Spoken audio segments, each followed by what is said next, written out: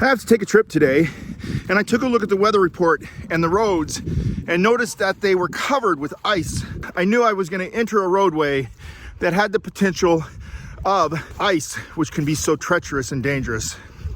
I know I've talked about it before, but I like to remind everybody, these are times where it's really important to have an emergency kit in that car should something go wrong.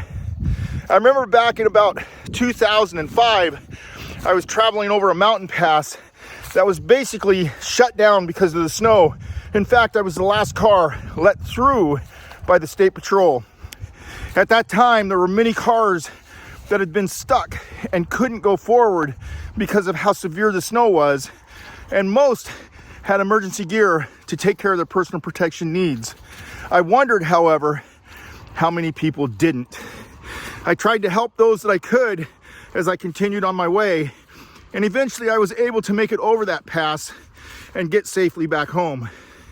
It's not as bad today, but yet I'm always reminded during times like this, it's pretty important to make sure that I have extra clothing, a sleeping bag or blankets, some water, some form of emergency battery backup system for my phone, maybe some signals, a good road atlas, and so on in the back of my car, ready to use in case things go wrong.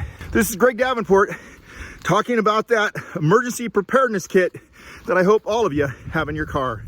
You all take care and stay safe.